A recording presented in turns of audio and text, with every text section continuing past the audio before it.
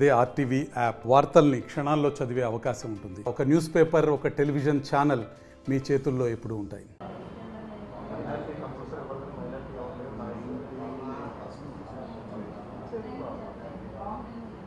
పేరు పేరున హృదయపూర్వకంగా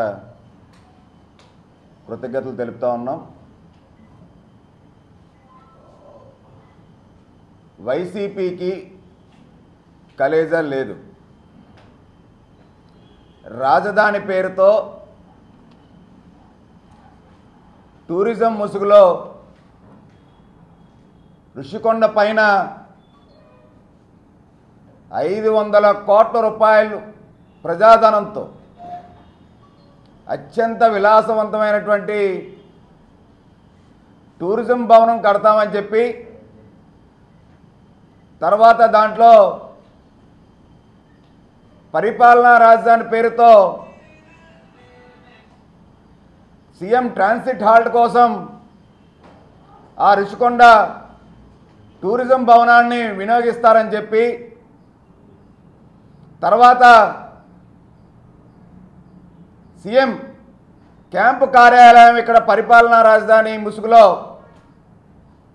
ఋషికొండ మీద ఈ 500 కోట్ల రూపాయల విలువతో కట్టినటువంటి ఈ భవనాన్ని ఇచ్చే పరిపాలన సాగిస్తారు. ఇంకో జూన్లో వచ్చేస్తున్నారు, ఆగస్టులో వచ్చేస్తున్నారు, అక్టోబర్లో వచ్చేస్తున్నారు, డిసెంబర్లో వచ్చి ఇక్కడ కూర్చుంటారని చెప్పి ప్రగట్బాల్ పలికారు వైసీపీ పెద్దలు.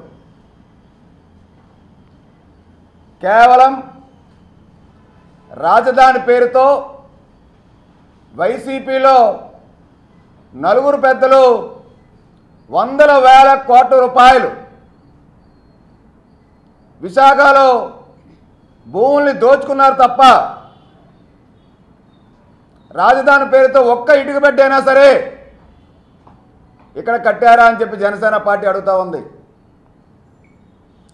మరి ఇదే వైసీపీ ప్రభుత్వం సర్క్యూట్ హౌస్ నుంచి మొదలుకొని రైతు బజార్లను కూడా వదలకుండా 25,000 కోట్ల రూపాయలకి ప్రభుత్వ ఆస్తుల్ని తాకట్టు పెట్టి దోచుకున్నారు వీళ్ళు. ఇదంతా ఒక్క ఎత్తైతే ఇప్పుడు హైదరాబాద్ రాజధానిగా ఉండాలని కేంద్రం మీద ఒత్తిడి తీసుకొస్తానని చెప్పి ఈ విశాఖపట్నం వచ్చిన సుబ్బడు నిన్న మాట్లాడుతూ ఉన్నాడు. సుబ్బడికి సిగ్గుందా? 10 ఏళ్ళయి రాష్ట్ర విభజన అయిన తర్వాత రాష్ట్ర విభజన హామీలు ఏవైతే ఉన్నాయో ఆంధ్ర రాష్ట్రానికి రావాల్సినటువంటి మన వాటా ఏమైతే ఉందో రాష్ట్ర విభజన జరిగినప్పుడు ఏవైతే నిర్ణయాలు తీసుకున్నారో ఆ నిర్ణయాల కోసం ఎప్పుడైనా ఈ సుబ్బడు కానీ జగన్మోహన్ రెడ్డి ప్రభుత్వం కానీ కేంద్రం దగ్గరికి వెళ్ళి మనకు రావాల్సినటువంటి హక్కుల్ని సాధించుకునే సందర్భం ఎప్పుడైనా ఉందా? విభజన సమయంలో మొదటి హక్కే మనకి పోలవరం. అటువంటి పోలవరం టీడీపీ హయాంలో, చంద్రబాబు నాయుడు గారి హయాంలో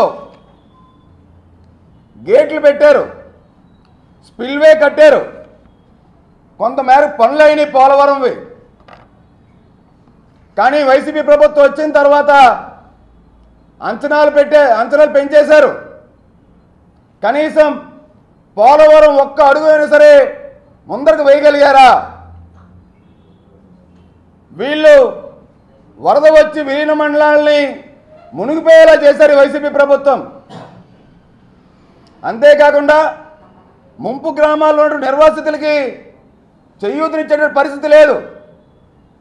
అసెంబ్లీ సాక్షిగా జగన్మోహన్ రెడ్డి గారు పోలవరం మేము కంప్లీట్ చేసిన తర్వాతే 2024 ఎన్నికలకి మేము వెళ్తాము, ఇది వైసీపీ ప్రభుత్వం చేస్తుంది, పోలవరం పూర్తి చేస్తుందని చెప్పి అన్నారు. కనీసం ఆయన పోలవరం ముంపు గ్రామాలకు వరద వస్తే వెళ్ళకుండా చట్నీ అనేటువంటి గ్రామానికి వెళ్ళిపోయి మమ అనిపించేసుకొని వెనక్కి వచ్చేశారు. ఇక మనం రైల్వే జోన్ వ్యవహారం రెండో ప్రధానమైన అంశం. ఏదైతే 2016 ఏప్రిల్లో ఇదే జగన్మోహన్ రెడ్డి గారు విశాఖకు రైల్వే జోన్ కేంద్రంగా తీసుకురావడమైన జయమని చెప్పి ప్రగట్భాలు పలికారు. మరి ప్రగట్భాలు పలికినటువంటి జగన్మోహన్ రెడ్డి ముఖ్యమంత్రి అయిన తర్వాత మొన్న డిసెంబర్ 10, 2023న రైల్వే జోన్ కోసం స్థలం కేటాయించానని చెప్పి చెప్తున్నాడు ఈయన. వివాదాల్లో ఉన్నటువంటి రైల్వే జోన్ స్థలం గిరిజన భూములు లాక్కొని రైల్వే జోన్ స్థలానికి మేము కేటాయించామని చెప్పుకోవడానికి ఈ జగన్మోహన్ రెడ్డికి సిగ్గుందా అని చెప్పి అడుగుతా ఉన్నాం. మరి 4 ఏళ్ళు రైల్వే జోన్ కోసం కనీసం ఊసెత్తినటువంటి జగన్మోహన్ రెడ్డికి ఇప్పుడు ఎన్నికల ముందున నెల రోజులు సమీపిస్తున్న సమయంలో రైల్వే జోన్ కోసం మేము స్థలం ఇచ్చామని చెప్పి ప్రగట్భాలు పలుకుతున్నటువంటి జగన్మోహన్ రెడ్డి చిత్తశుద్ధి ఏమైంది? ఇవాళ జగన్మోహన్ రెడ్డి చిత్తశుద్ధి ఏమైంది? జగన్ మీద ఎవరైతే నేను మీ బిడ్డని, నేను మీ మావయ్యని, నేను మీ కొడుకుని అని చెప్పుకున్నటువంటి జగన్మోహన్ రెడ్డి విశాఖని పరిపాలనా రాజధాని విషయంలో ఏ ఒక్క అభివృద్ధి కార్యక్రమం అయినా సరే, ఏ ఒక్క ప్రాజెక్ట్ అయినా ఇప్పటి వరకు వైసీపీ ప్రభుత్వం తీసుకొచ్చిందా? జోన్ మీద ఉన్న ప్రేమ, వాళ్ళకి స్థలం ఇవ్వడానికి 4 ఏళ్ళ 10 నెలలు అయినా కానీ ఎందుకు ఇప్పటి వరకు జగన్మోహన్ రెడ్డికి ప్రేమ లేదు? కేవలం కళ్ళబొల్లి మాటలు చెప్పి 22 మంది ఎంపీలు ఉన్నారు వైసీపీకి. ఏ రోజైనా రైల్వే జోన్ కోసం రైల్వే బోర్డు మీటింగ్లో మా విశాఖకు రైల్వే జోన్ కేంద్రంగా మీరు వెంటనే ఇవ్వాలని చెప్పి ఎక్కడైనా ఏ ఒక్క ఎంపీ అయినా వీళ్ళు అడిగిన సందర్భాలు ఉన్నాయా? ఇకపోతే మూడోది, ప్రత్యేక హోదా. కేంద్రం మెడలు ఉంచుతాం, మాకు కనుక 25 ఎంపీ సీట్లు గెలిపిస్తే అన్నారు. 31 మంది ఎంపీలు ఉన్నారు రాజ్యసభలో కానీ లోక్సభలో కానీ ఉభయ సభల్లో. కేంద్రం మెడలు ఉంచారా? లేకపోతే మీ బాబాయ్ హత్య కేసులో మీ తమ్ముడు బెయిల్ కోసం మీరు కేంద్రంలో ఢిల్లీకి వెళ్ళి జగన్మోహన్ రెడ్డి మోకాలు చార్చారు? ఏ రోజైనా వీళ్ళు విభజన హామీల కోసం జగన్మోహన్ రెడ్డి ఏ రోజైనా కేంద్రాన్ని మెడలో వంచి సాధించింది ఏదైనా ఒక్క అంశమైనా ఈ జగన్మోహన్ రెడ్డికి ఉందా అని చెప్పి అడుగుతా ఉన్నాం. ఇవన్నీ ఒక ఎత్తైతే నిన్న మాట్లాడుతున్నారు బొత్స సత్యనారాయణ గారు. బొత్స సత్యనారాయణ గారు ఒక మంత్రి స్థానంలో ఉండి ఒక ఉత్తరాంధ్ర ప్రాంతానికి చెందినవాడై ఉండి నిన్న మాట్లాడిన మాటలు చూస్తూ ఉంటే జనసేన పార్టీకి ఆశ్చర్యం కలిగిస్తూ ఉంది. ఇదే బొత్స సత్యనారాయణ గారు అప్పుడు ఉమ్మడి ఆంధ్రప్రదేశ్లో రాష్ట్రం విభజన జరుగుతున్న సమయంలో అప్పటి కాంగ్రెస్ ప్రభుత్వ హయాంలో రాష్ట్రానికి పార్టీకి చీఫ్గా ఉన్నటువంటి పిసిసి చీఫ్గా వ్యవహరించిన విషయం ఈ బొత్స సత్యనారాయణ గారు గుర్తు తెచ్చుకోవాలి. మరి ఇదే పిసిసి చీఫ్గా ఉన్నటువంటి బొత్స సత్యనారాయణ అప్పుడు రాష్ట్ర విభజన జరుగుతున్నప్పుడు కనీసం రాష్ట్రం కోసం, రాష్ట్ర అభివృద్ధి కోసం నిన్న మాట్లాడుతున్న మాటలను చూస్తూ ఉంటే ఆనాడు బొత్స ఎందుకు పిసిసి చీఫ్ పదవికి రాజీనామా చేయలేదు? బొత్స రాష్ట్ర విభజన విషయంలో కేంద్రం దగ్గరికి వెళ్ళి సై అని చెప్పి లిఖితపూర్వకంగా రాష్ట్ర విభజన కోసం లెటర్ ఇచ్చి రాష్ట్ర విభజనకి కారకుడి బొత్స సత్యనారాయణ కాదా? మరి ఆనాడు అదే ముఖ్యమంత్రి కిరణ్ కుమార్ రెడ్డి గారు తన ముఖ్యమంత్రి పదవికి రాజీనామా చేశారు. రాష్ట్ర విభజన జరుగుతున్న సమయంలో ఆఖరి బంతి కొడతాను, నేను ట్రై చేస్తాను విభజన కాకుండా అని చెప్పి ఆయన రాజీనామా చేశారు ముఖ్యమంత్రి పదవికి. మరి బొత్స ఏం చేశారు? ఈ బొత్స ఆబ్కారీ మినిస్టర్గా ఉండేటప్పుడు వైట్ రేషన్ కార్డు హోల్డర్కి లిక్కర్ సిండికేట్లో ఏ విధంగా షాపులు వచ్చినాయో ఇవాళ గూగుల్ మ్యాప్ కొడితే తెలుస్తుంది. ఇదే సీతమ్మదారిలో ఆబ్కారీ ఆఫీస్ ఏదైతే ఉందో దానికి ఇదే బొత్స సత్యనారాయణ విచారణ కోసం అక్రమంగా మద్యంలో డబ్బులు వీళ్ళు దోచుకుతున్నారంటే దానికి వీళ్ళు రాలేదని చెప్పి అడుగుతూ ఉన్నాం. మరి అప్పుడు ఇదే వ్యక్తి భారీ పరిశ్రమల శాఖ మంత్రి కూడా వోక్స్ వ్యాగన్ కోసం 11 కోట్ల రూపాయలు అప్పనంగా ప్రభుత్వ ధనాన్ని దోచేసి కట్టబెడితే మేమేం చేస్తాము, అయిపోయినది, డబ్బులు పోయినాయి అని చెప్పి సత్యబాబు మాట్లాడుతూ ఉన్నాడు. అప్పుడు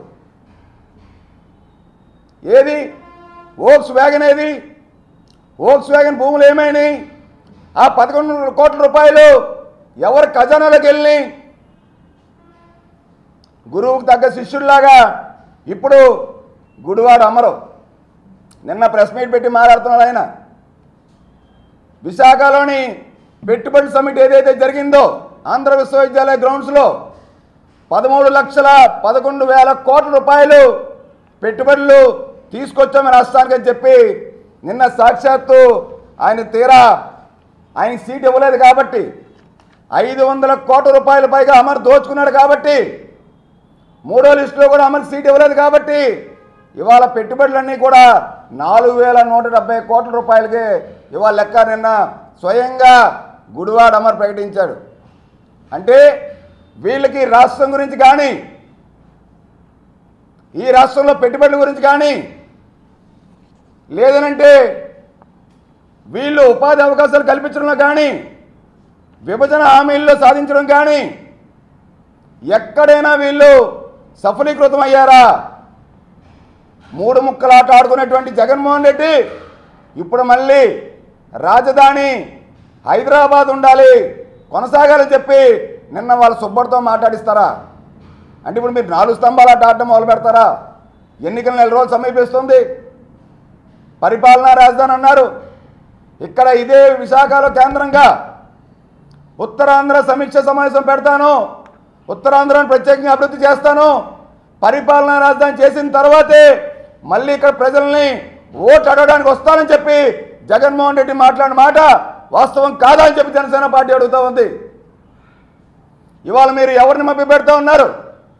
రాష్ట్ర ప్రజలను మీరు తప్పుద్రో పట్టిస్తూ ఉన్నారు. మీరు ఇవన్నీ మాట్లాడుతుంటే జనసేనాని పవన్ కళ్యాణ్ గారు నిన్న భీమవరంలో పార్టీ కార్యకర్తలతోని పార్టీ నాయకులతోని ఈ రాష్ట్ర ప్రజల కోసం ఆయన పర్యటనని హెలికాప్టర్కి ల్యాండ్ అవ్వకుండా చాపర్కి పర్మిషన్ ఇవ్వకుండా అడ్డుకున్నటువంటి నీచ సంస్కృతి ఈ జగన్మోహన్ రెడ్డి ప్రభుత్వాన్ని. వైసీపీకి ఓటమి భయం పట్టుకుంది, ఆ భయం టన్నుల్లో ఉంది. అందుకనే వైసీపీ పవన్ కళ్యాణ్ గారి ప్రచార కార్యక్రమాలని ఆయన హాజరు కాకుండా అనేక విధాలుగా అడ్డుకుంటుంది. ఇంకా జగన్మోహన్ రెడ్డికి అర్థం కాలేదనుకుంటా, సినిమాలో చెప్పినట్టు గన్ను చూడాలనుకోవచ్చు, తప్పులేదు, కానీ బుల్లెట్ని చూడాలని మాత్రం అనుకోకూడదు. అలాగే పులితో వేట, పవన్ కళ్యాణ్ గారితో ఆట అనేది జగన్మోహన్ రెడ్డికి, జగన్మోహన్ రెడ్డి నాయకులకి కూడా మంచిది కాదు. రాష్ట్ర ప్రజలు పవన్ కళ్యాణ్ గారు ఆశయ సాధన కోసం చేస్తున్నటువంటి పోరాటం ఏదైతే ఉందో, ఈ రాష్ట్ర భవిష్యత్తు కోసం ఆయన చేస్తున్నటువంటి తపస్సు ఏదైతే ఉందో, ఈ రాష్ట్ర అభివృద్ధి గురించి, భావితరాల భవిష్యత్తు గురించి, యువత భవిష్యత్తు గురించి ఆయన చేస్తున్నటువంటి త్యాగం ఏదైతే ఉందో, నాకు ముఖ్యమంత్రి పదవి కాదు, నా రాష్ట్రం బాగు కావాలి, 25 ఏళ్ళు ఈ రాష్ట్రం వెనుకబడిపోయింది వైసీపీ అరాచక ప్రభుత్వం వల్ల. అలాంటి ప్రభుత్వానికి మనందరం కూడా సమిష్టిగా వైసీపీని సాగనంపాలంటే బీజేపీ, టీడీపీ మనం కలిసి, వామపక్షాలతో కలిసి మనం పోరాడాలి. ఈ రాష్ట్రాన్ని కాపాడుకోవాలి, రాష్ట్ర సంపదను కాపాడుకోవాలి, యువత వలసలను అరికట్టాలని చెప్పి పోరాడుతున్నటువంటి పవన్ కళ్యాణ్ గారిని అడ్డుకోవడం అనేది అరచేతితో మీరు ఉదయించే సూర్యుని ఎలాగైతే అడ్డుకోలేరో పవన్ కళ్యాణ్ గారి గెలుపుని ఆయన ఆశయాన్ని కూడా అడ్డుకోలేరని చెప్పి జనసేన పార్టీ చెప్తా ఉంది. లేని రాష్ట్రంగా ఆంధ్రప్రదేశ్ మార్చేసిన వైసీపీ ప్రభుత్వం ఎన్నికల ముందు ఊర్లో పెళ్లికి కుక్కల హడావుడి మాదిరిగా ప్రాంతీయ సమన్వయకర్త సుబ్బారెడ్డి హైదరాబాదే ఈ రాష్ట్రానికి రాజధానిని ఒక వితండవాదాన్ని మాట్లాడడం చాలా హాస్యాస్పదం.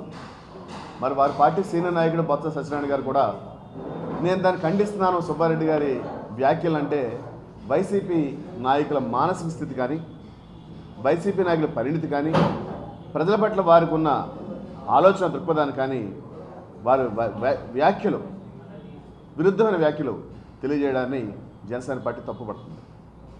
పూర్తి స్థాయిలో విశాఖపట్నాన్ని ధ్వంసం చేసిన తర్వాత రకరకాల పేర్లు చెప్పి ఓట్లు దండుకోవాలని ఎమ్మెల్యేలు మార్చుకుంటూ ఎంపీలు మార్చుకుంటూ ప్రజలను మోసగిస్తూ పనికిరాని అబద్ధాలతో కూడిన పేపర్ యాడ్స్ని వాళ్ళ ఇంకొక సొంత పేపర్ డబ్బును ఆర్జించి పెట్టే ఒక యంత్రంగా తయారు చేసుకుని కోట్లాది రూపాయల సాక్షిపత్రిక యాడ్లు ఇచ్చుకునే వైసీపీ నాయకులు ప్రజల కోసం మాట్లాడడం చాలా విడ్డూరం, హాస్యాస్పదం. ఈవేళ మీడియా ద్వారా ప్రజలు తెలియజేస్తున్నాం, విశాఖపట్నం ప్రజలకి కాదు రాష్ట్ర ప్రజలకి, ఒక ప్రాంతీయ పార్టీ ఒక రాష్ట్రానికి సంబంధించినప్పుడు ఆ రాష్ట్రాన్ని ఎలా బాగు చేసుకోవాలో పక్కన ఒరిస్సా నవీన్ పట్నాయక్ గారిని చూసి నేర్చుకోవాలి. వీళ్ళు బీజేపీకి సంబంధించి ఒక ఎంపీ రాజ్యసభ పంపాలని అక్కడ ఒక రాజ్యసభ ఎంపీని పెడితే సంఖ్యాబలం బీజేపీకి లేకపోయినా అక్కడున్న నవీన్ పట్నాయక్ గారు స్వచ్ఛందంగా అశ్విన్ వైష్ణవ్ గారికి రైల్వే శాఖ మంత్రికి మద్దతు ప్రకటించారు. దానికి కారణం ఏంటంటే ఓపెన్గా చెప్తున్నారు వాళ్ళు, మా రైల్వే ప్రాజెక్ట్స్ కోసం మా టెలికాం ప్రాజెక్ట్స్ కోసం అశ్విన్ వైష్ణవ్ మద్దతు పలికేవారు. అంటే రాష్ట్రాన్ని అభివృద్ధి చేసుకోవడానికి ఎన్డీఏలో లేకపోయినా వాళ్ళిద్దరు పోటీదారులు ఒరిస్సాలో బీజేపీ అయినప్పటికీ బీజేపీకి అయిన మద్దతు పలకడం చూస్తే అది రాష్ట్ర ప్రయోజనాలు క్లియర్గా కనపడుతున్నాయి. మీరు ఇచ్చే రాజ్యసభ ఎవరికి ఇస్తారు? కార్పొరేట్స్కి, మీ వంది మావదులకి, మీరు తానా అంటే తందాని మనుషులకి ఇస్తారు తప్ప రాష్ట్ర ప్రయోజనాలు లేవు, రాష్ట్ర అభివృద్ధి లేదు. ఇవాళ జగన్మోహన్ రెడ్డి గారు ఒకటే చెప్తున్నాం, ఏదైతే పవన్ కళ్యాణ్ గారి పర్యటన అడ్డుకోవడానికి మీ యంత్రాంగాన్ని వాడుతున్నారో కేవలం 50 రోజులు ఎన్నికలైపోతాయి. మీరు చేసే ఇటువంటి అప్రజాస్వామిక విధానాలు కానీ ప్రతిపక్ష నేతలు కట్టడి చేయడం కానీ ఖచ్చితంగా మీ ఓటింగ్ శాతాన్ని తగ్గిస్తుంది కానీ మీ గౌరవాన్ని పెంచదు.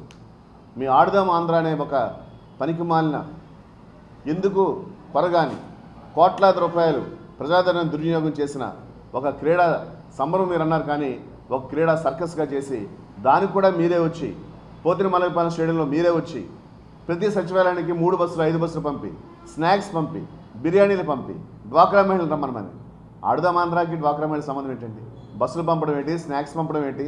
ఇది చాలా విచిత్రమైన, అంటే మీ మానసిక స్థితికి ఇది ఒక పరాకాష్ట. పోనీ అలా పంపించినా వచ్చారా? ఒక్కో బస్సు 7 ఉన్న సీట్లు 40 మంది, ఎక్కిన వాళ్ళు 5, 7, 10 మంది. ఎంత దూరం అంటే 5 కిలోమీటర్ల దూరం నుంచి కూడా ఎవరు రాలేదు. మీ పట్ల అంత విసిగి వేశారున్నారు. మీరెన్ని నాటకాలు వేసినా, ఎన్ని సర్కస్ వేషాలు వేసినా, ఏది ఏమైనా జరిగిన నష్టం జరిగిపోయింది. ఇవాళ ఆంధ్ర రాష్ట్ర ప్రజలకి రాజధాని అమరావతే అని జనసేన తెలుగుదేశం ప్రస్ఫుటంగా చెప్తున్నాయి. వచ్చే ప్రభుత్వం రాగానే, మా ప్రభుత్వం రాగానే, మా పుత్రుల ప్రభుత్వం రాగానే ఖచ్చితంగా ఈ రాష్ట్రానికి రాజధాని అమరావతిని మరోమారు ఉద్ఘాటిస్తాం, రాజధాని అభివృద్ధి చేస్తాం. ఈ నష్టాన్ని భర్తీ చేసే విధంగా ఈ రాష్ట్రాన్ని ముందు తీసుకెళ్ళడానికి జనసేన తెలుగుదేశం చిత్తశుద్ధితో ఉన్నాయని తెలియజేస్తాం. మరిన్ని వీడియోస్ కోసం ఛానల్ ని సబ్స్క్రైబ్ చేయండి, లేటెస్ట్ అప్డేట్స్ కోసం వాట్సాప్ ఛానల్ ని ఫాలో చేయండి అండ్ లింక్ డిస్క్రిప్షన్ లో ఉంది.